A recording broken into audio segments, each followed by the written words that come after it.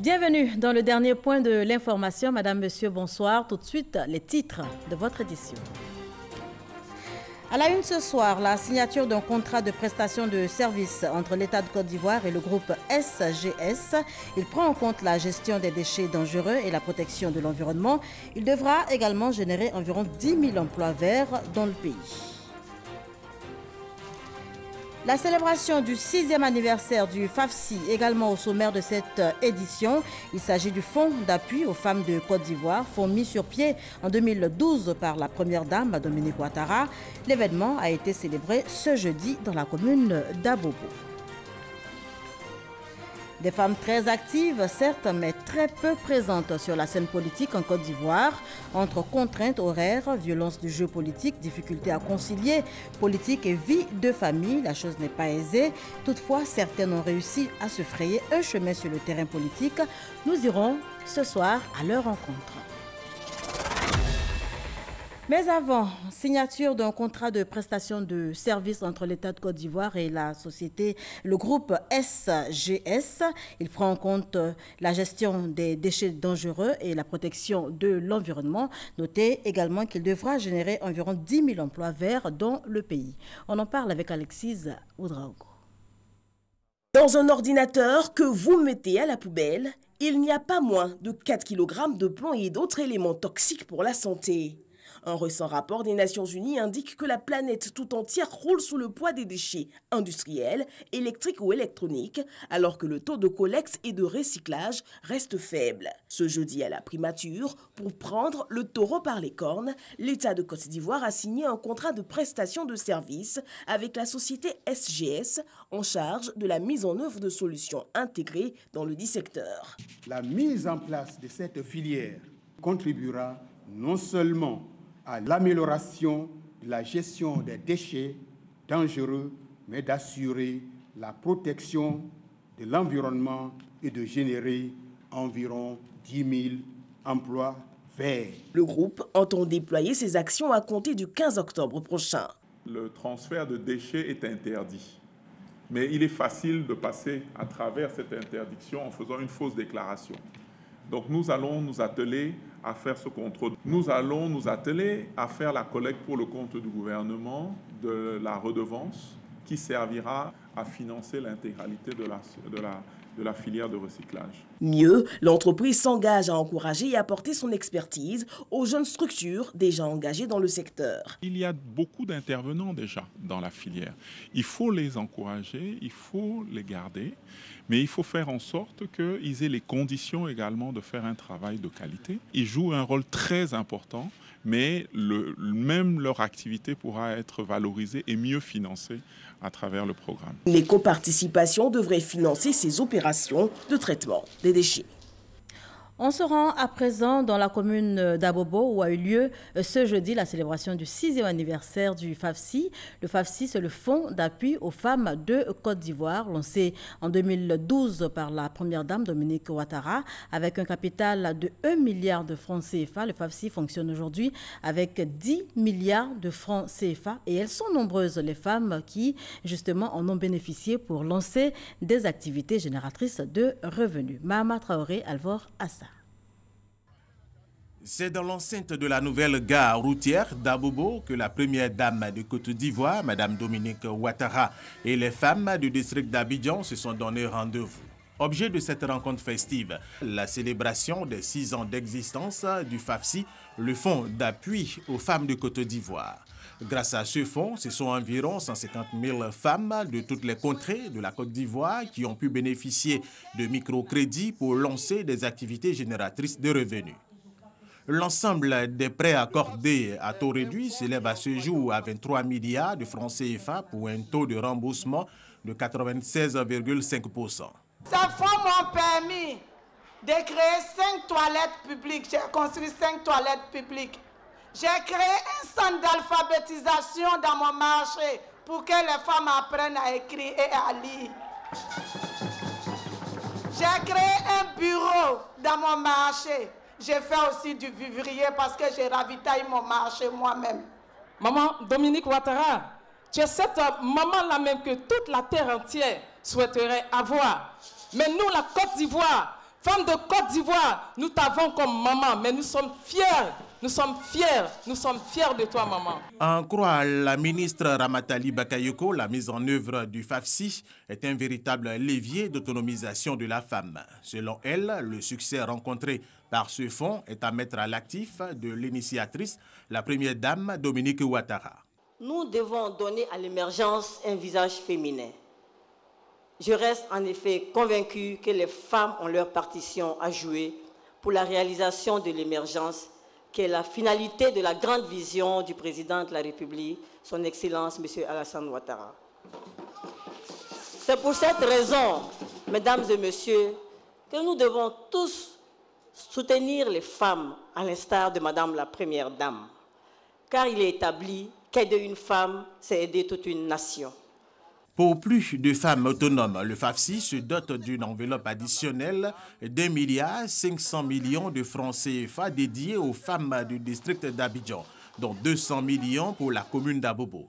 De quoi réjouir l'initiateur de la tenue de cette cérémonie à Abobo, le ministre d'État, ministre de la Défense, Ahmed Bakayoko. Madame la Première Dame, quand vous soulagez les femmes de Côte d'Ivoire, vous aidez le gouvernement dans son travail de politique sociale. Car les femmes produisent de la richesse, les femmes sont autonomes et ça aide à la croissance et ça aide à apaiser les cœurs et le gouvernement peut travailler dans un environnement serein.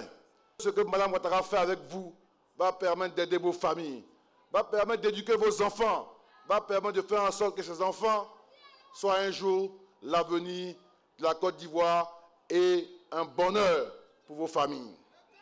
Pour sa part, la première dame, Mme Dominique Ouattara, a exhorté les femmes de Côte d'Ivoire à souscrire massivement au FAFSI pour jouer pleinement leur partition dans le processus de développement de la Côte d'Ivoire. Constitué à l'origine d'un fonds de démarrage d'1 milliard de francs CFA, le FAFSI est aujourd'hui doté d'un capital de 10 milliards de francs CFA généreusement octroyés par le président de la République. Il est important de rappeler ici que les prêts du FAFSI sont octroyés sans garantie ni frais de dossier et à un taux préférentiel. Le fonds s'adresse à toutes les femmes de Côte d'Ivoire sans distinction d'ethnie ou de religion, car chacune d'entre elles représente un pilier essentiel à l'équilibre de notre société. Mes chères sœurs, je sais que vos nouvelles activités génératrices de revenus vous permettront de soutenir vos familles et d'être financièrement autonomes et épanouies. Vous êtes des femmes battantes et j'ai foi en votre potentiel et en vos capacités. En plus des fonds supplémentaires alloués dans le cadre du FAFSI, la présidente fondatrice, Mme Dominique Ouattara, a fait don de plusieurs matériels aux femmes de la commune d'Abobo pour un coût global de 100 millions de francs CFA.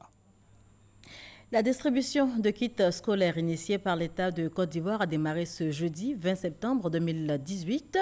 L'opération est financée par l'État à hauteur de 14 milliards de francs CFA. La cérémonie officielle de distribution a eu lieu dans la ville de Tia-Salé. C'est la ministre de l'Éducation nationale, de l'enseignement technique et de la formation professionnelle, Kandia Camara, qui a procédé au lancement. Tia-Salé, ville située à 120 km d'Abidjan, choisi par Kandia Camara, ministre de l'Éducation nationale, de l'enseignement technique et de la formation professionnelle, pour lancer officiellement l'opération de distribution de plus de 4 millions de kits et manuels scolaires dans les établissements primaires publics du pays. Au groupe scolaire Plateau de Tia-Salé, Kandia Camara annonce aux élèves, parents d'élèves et à la communauté éducative que le gouvernement mettra tout en œuvre pour favoriser l'accès équitable de tous les enfants de Côte d'Ivoire à une école gratuite et de qualité. Pour la présente rentrée scolaire, nous atteignons la vitesse de croisière avec plus de 4 millions de kits et manuels scolaires distribués pour un montant de 14 milliards de francs CFA. La politique de gratuité de l'école est bel et bien une réalité dans notre pays.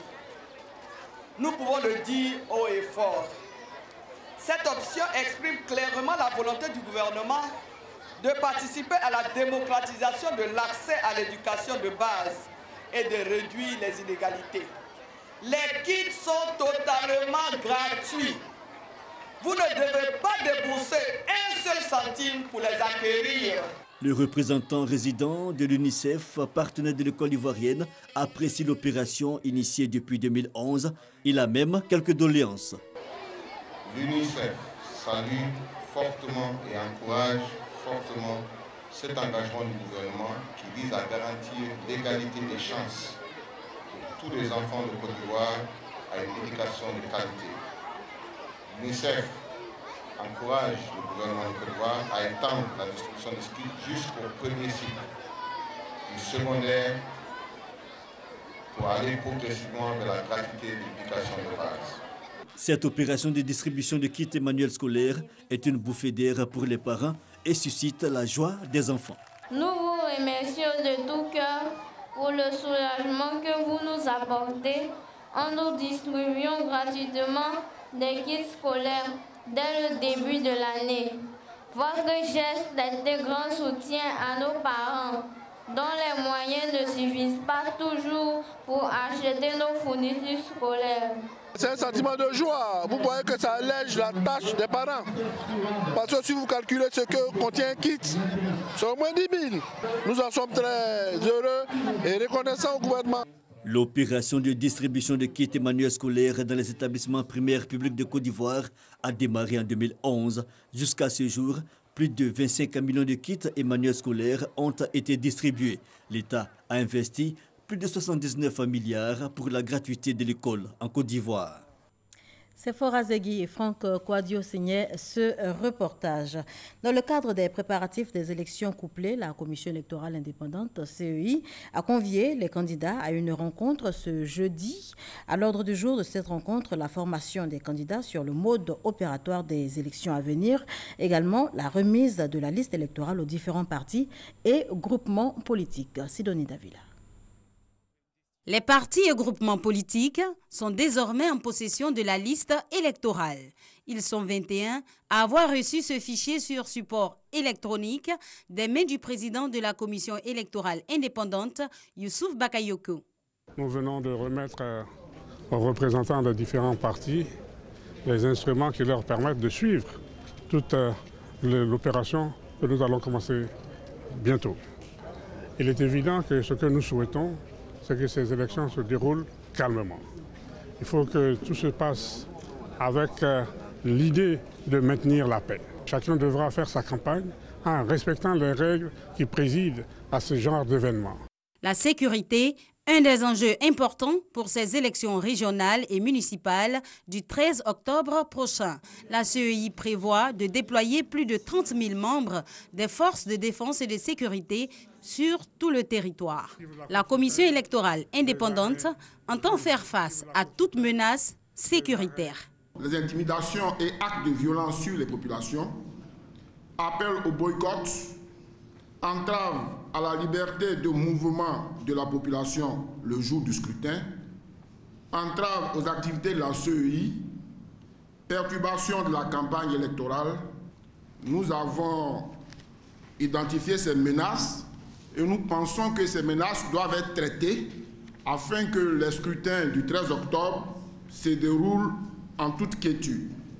Nous avons, dans le cadre du plan de sécurisation de cette élection, avec les forces, un effectif de 30 000 gendarmes, policiers et militaires. Au programme de cette rencontre de la CEI avec les candidats aux élections régionales et municipales, une formation. Il s'agit de leur permettre de mieux s'imprégner du mode opératoire spécifique à ces élections couplées. On évoque à présent les rencontres entre le ministre en charge des Affaires politiques, le NDI, et l'Union africaine. Objectif de ces consultations, la mise en place d'une plateforme de discussion entre les organisations politiques et le pouvoir pour un climat socio-politique apaisé. C'est ce que nous dit Gabriel Zané. Le dialogue politique pouvoir-opposition doit être rétabli. Ce sont les mots d'Amadou Soumaoro, le ministre auprès du président de la République chargé des affaires politiques. De tous les sujets discutés avec la délégation du NDI, National Democratic Institute, l'accent a été mis sur cette question. Ce qui concerne le renforcement du dialogue politique, nous espérons pouvoir renouer avec lui pour rediscuter des modalités de la mise en œuvre de ce dialogue politique avec l'ensemble de la classe politique ivoirienne. Le dialogue politique, base de l'apaisement du climat politique et de la stabilité. L'accès aux médias, la crédibilité du processus électoral, l'observation des élections, des sujets qui doivent être revus en concertation avec la société civile, les ONG et l'opposition. Le ministère en charge des affaires politiques compte sur les propositions du NDI dans ces domaines. L'Union africaine aussi a été consultée à cet effet. Le dialogue politique existait déjà. Aujourd'hui, il s'agit tout simplement de le renforcer. C'est que sans dialogue, il n'y a pas de paix. Sans paix, il n'y a pas de développement. Les élections locales couplées ouvrent une période charnière dans le pays. Amadou Soumaoro veut mener une politique préventive. Il faut qu'on réunisse tous les partenaires qui doivent prendre part à ce dialogue politique. Il s'agit de créer les conditions d'un environnement apaisé, les conditions d'un environnement de paix avant les élections. Les rencontres avec les organisations internationales entrent dans le cadre d'un programme initié par le ministère chargé des affaires politiques pour mettre en place des mécanismes de concertation entre le pouvoir, l'opposition et la société civile.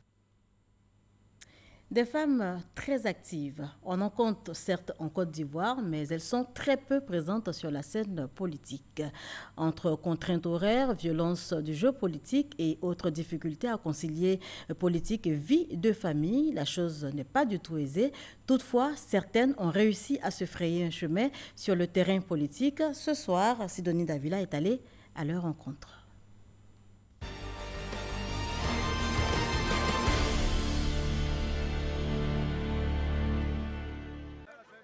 Sur un terrain, dans une inhabituelle tenue de footballeuse, la députée de Galibré, Belmonde Dogo. C'est une scène de la nouvelle vie de celle qui a été élue il y a maintenant 20 mois. Cet après-midi-là, au stade de Galibré, elle donne le coup d'envoi d'un match entre femmes dans sa circonscription. Une de ses nombreuses activités au programme de son agenda tous les week-ends. Un agenda surchargé que cette novice découvre depuis qu'elle s'est engagée en politique. Pour moi, c'est important. Tu ne peux pas dire être un élu et puis vivre en dehors de ta population. Moi, j'aime bien me retrouver dans ma population, avec ma population. Je vis au quotidien les réalités de ma population de telle sorte que lorsqu'il y a un événement, je ne suis jamais surprise. À environ 200 km de là, Dimbokro, le bastion d'une autre femme politique, la sénatrice du PDCI, Bobi Assa, l'une des voix qui compte le plus dans sa région. Sur les murs de sa résidence, les photos souvenirs de grands moments de sa carrière. J'ai eu le privilège d'avoir une audience avec Jean-Paul II. Une vie de voyage, de réunions, de congrès, pas toujours appréciée par les enfants. Ils m'ont pardonné, maintenant ils sont tous grands. Mais quand ils étaient relativement jeunes, mais toi tu es tout le temps parti. Mais enfin il fallait gérer, il fallait leur faire comprendre. Et puis il m'arrivait des fois de venir avec eux. Quand c'était les week-ends, ça leur faisait plaisir d'ailleurs. Aujourd'hui encore, elle consacre la plupart de ses week-ends à la vie du parti. Ici, elle est l'invitée d'honneur de cette rencontre de militants. En 3 décennies de carrière, elle est devenue incontournable dans ce monde d'hommes. On dit de façon triviale, une dame de fer. Et parce qu'elle a une très forte personnalité qui dérange certains hommes qui veulent voir les femmes être femmes. Et elle sait ce qu'elle veut. Et quand elle le veut, elle obtient. À Abidjan, au cœur du pouvoir politique, nous retrouvons la nouvelle députée Belmonde Dogo, qui est aussi vice-présidente de l'Assemblée nationale. Son entrée en politique n'a pas été facile. Elle, qui s'est heurtée à un milieu culturel plutôt très conservateur. Au début, c'était difficile parce que dans ma zone, contrairement à ce que les hommes pensent, généralement on dit non, au nord, la femme n'a pas droit à la parole. Mais chez moi, la femme n'assiste même pas aux réunions en pays BT. Ça a été très difficile d'annoncer à toute la chefferie que moi je vais être candidate, que je compte être députée, je vais être députée. Ça a été difficile. Députée de Galévré dans le centre-ouest du pays, difficile pour celle qui est à son premier mandat de concilier engagement politique et présence familiale. Cette mère de famille est obligée de jongler entre ses différents agendas pour pouvoir s'occuper de ses 2 enfants. C'est pas évident parce que tu as le programme du parti, tu as celui de l'Assemblée nationale, tu as tes populations, tu as la famille. On essaie de faire des choses. Et puis voilà. Pour ces femmes engagées en politique, le prix à payer peut être particulièrement douloureux. La sénatrice Bobi Assa en sait quelque chose. Elle, dont le domicile a été attaqué lors de la crise post-électorale de 2010. Son fils a failli perdre la vie sous ses yeux. Lors de la crise post-électorale, il était venu pour me réconforter, Il est resté pendant 2 jours et c'est au 3e jour que ces bandits-là sont revenus et qu'ils lui ont tiré dessus. Ils ont tiré et comme par hasard, c'est lui qui a reçu la décharge. Il y a longtemps que tu es là. Ce fils, le voici. Elle le retrouve pour un des rendez-vous de son suivi médical. Il garde encore un traumatisme de cette attaque qui visait le statut politique de sa mère. Elle a été un grand soutien pour moi. Vraiment. Je n'ai pas envie de rentrer dans certains détails, mais le bras a failli être amputé. J'y pense tous les jours, franchement. Il arrive des moments où on essaie de s'évader, mais après, ça revient constamment. Pour ces 2 femmes politiques, malgré les agendas chargés et les difficultés quotidiennes, une seule et même passion. La joie de l'engagement au service de leur communauté.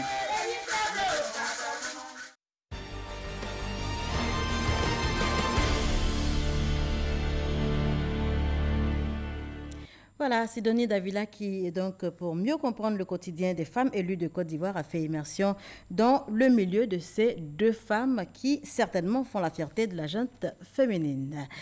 Session ordinaire à l'Assemblée nationale hier mercredi. 2 points à l'ordre du jour de cette plénière. Le calendrier des travaux parlementaires pour la période de septembre à novembre 2018 et la décision du Conseil constitutionnel, décision relative au règlement de l'Assemblée nationale. C'est ce que nous dit Konaté Moussa. 2 points sur la table des députés à cette session ordinaire. Il s'agit de l'examen et adoption de l'ordre du jour des travaux parlementaires pour la période de septembre à novembre 2018 et l'examen et adoption du règlement de l'Assemblée nationale après décision du Conseil constitutionnel.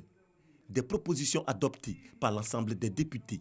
Le règlement de l'Assemblée nationale a été adopté sous réserve de quelques observations faites par la Cour constitutionnelle. La plénière tout à l'heure a pris en compte ces remarques du Conseil constitutionnel. Nous considérons que cela est fait déjà. Pour les activités futures, les parlementaires souhaitent la présence des membres du gouvernement invités à l'hémicycle pour débattre de certains sujets.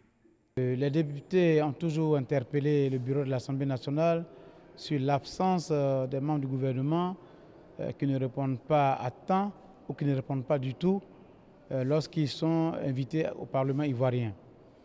Sur cette question, nous avons eu une séance de travail avec le ministre à charge des institutions de la République, le ministre Kafana, qui effectivement a noté qu'il allait transmettre le message des parlementaires, à ses collègues et notamment au président de la République. Le calendrier de travail adopté. Les semaines à venir verront donc les différentes commissions de l'Assemblée nationale à la tâche.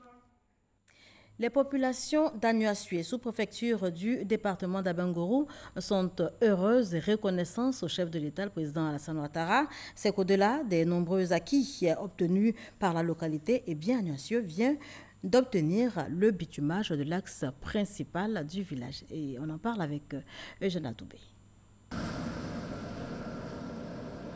Agnuassué, jeune sous-préfecture dans le département d'Abengourou. Dans cette localité, porte d'entrée sud dans la région de l'Indénieux-Guablin, le vœu le plus cher aux populations est le bitumage de la route qui mène de la gare au marché jusqu'au domicile du chef du village Dans tous les milieux, hommes et femmes en parlent avec beaucoup d'enthousiasme, non sans quelque espoir de voir ce vœu réalisé. Vraiment, on n'était pas contents parce qu'ils avaient dit qu'ils allaient faire. Au dernier moment, c'est resté.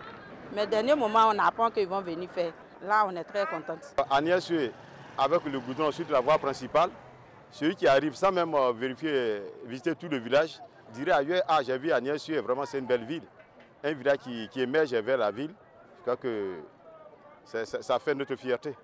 Voici cette route, objet de toutes les attentions à Niassoué. La circulation y est dense, réunissant véhicules, bicyclettes, motos et piétons, allant au marché, au cimetière, au domicile du chef du village ou à l'école. C'est là que s'arrête cette route, longue d'à peu près 1 km. Autant elle est connue par la population d'Aniassoué, autant le président du conseil régional de l'Indénieu-Guablin la connaît pour s'y être rendu plusieurs fois dans le cadre des rencontres avec les populations d'Aniassoué portant sur les questions du développement. Pour sa dernière visite en date du 13 septembre 2018, Pascal Kwakwabina a vu et entendu des hommes et des femmes rassurés et heureux que le bitumage de la route du marché d'Aniassoué soit au stade de chantier. Premier grand pas d'un projet attendu avec beaucoup de patience. Le président a promis au chef de canton qu'il va faire bitumer la voie centrale de la ville d'Aniassoué. Aujourd'hui, le président a mis en mission pour venir procéder au lancement des travaux. Lorsque le président de la République, Alassane Ouattara, fait une promesse, il la tient. Voilà encore une preuve supplémentaire. C'est tout le canton d'Aniassoué qui se réjouit du démarrage des travaux de bitumage de la route principale du village. Grand merci au président de la République que nous soutenons et qui ne cesse d'œuvrer pour le bien-être des populations de Côte d'Ivoire.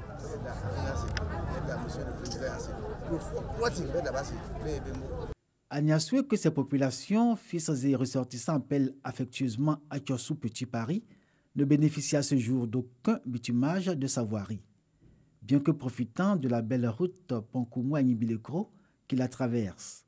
Le bitumage de la route du marché sera un autre élément de progrès et de développement et surtout, nouvelle opportunité pour cette sous-préfecture. On parle cinéma à présent. Les films ivoiriens font sensation à Rabat, au Maroc, où se poursuit la semaine du film ivoirien. L'événement s'achève jeudi prochain, mais pour l'heure, le niveau du 7e art en Côte d'Ivoire continue de ravir les cinéphiles sur place. Serge Coléa, envoyé spécial. La Benjamine du cinéma ivoirien Stéphanie Afi a visiblement conquis le public de la grande salle du centre cinématographique marocain. J'ai apprécié très bien le film. J'ai compris beaucoup de choses aussi dans le film. Vraiment, c'était super. Trouf, son long métrage qui traite des conflits de succession dans un royaume africain, présente de bonnes dispositions. Qualité d'image, scénario dynamique, le tout couronné par le jeu de l'acteur principal, Aike Ogbonna, du Nigeria. Je suis très ravie de la réaction du public et ça me donne encore le courage de travailler davantage et de faire plusieurs productions. J'avoue que la première production était difficile à produire puisque tout a été fait sur fonds propres. Désormais, sous les feux des projecteurs avec Trouf, son premier film, la jeune réalisatrice ne compte pas s'arrêter en si bon chemin. Le film va sortir l'année prochaine, courant de l'année prochaine dans les différentes salles, en Côte d'Ivoire, au Nigeria, au Ghana et dans d'autres pays. Trouf ira au FESPACO et à d'autres festivals. Voilà, faire du bon travail qui sera encore apprécié par le public. Confirmation pour l'interprète de Kadi Touré. La réalisatrice est absente à cette 3e édition de la semaine du film ivoirien au Maroc, mais son œuvre fait sensation. Déjà, j'avais suivi Interprète 1 et c'était vraiment magnifique. Et là, j'ai suivi le second et vraiment la réalisation était au top. Le scénario a été parfaitement imaginé. La fin nous a beaucoup marqué parce qu'on ne s'attendait pas du tout à ce genre de scénario. On espère qu'il y aura encore d'autres productions comme ça, avec un bon niveau, avec un bon casting et une bonne réalisation.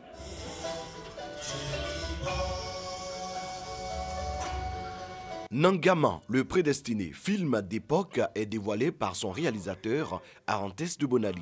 C'est la première fois qu'il est projeté et les cinéphiles du Rabat en ont la primeur. Je considère ça aujourd'hui comme une étape de l'avant-première qui permet de constater la réaction du public vis-à-vis d'un film. C'est un film d'auteur et ce film d'auteur pour moi c'est d'abord le grand festival et les rencontres des critiques et autres. Tous les soirs, depuis le jeudi 13 septembre, le public du Rabat a droit à un film ivoirien.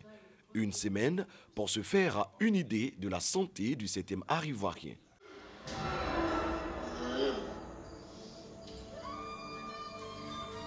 Et cette note triste, l'acteur ivoirien Ahmed Souané est décédé. Malade depuis plusieurs semaines maintenant, il a tiré sa révérence ce jeudi en début de soirée dans une clinique de la place. Ahmed Souané, connu pour son rôle principal dans la série Docteur Boris en 2008. Notez que c'est en 2005 qu'il débute le cinéma avec un premier grand rôle dans Roue libre de Henri Duparc. Notez également que l'acteur tenait le rôle principal dans Au milieu d'un rêve, une coproduction entre la RTI et une major indienne tournée dans les studios de Bollywood. Voilà qui met un terme à ce journal. Merci de l'avoir suivi et surtout, portez-vous bien.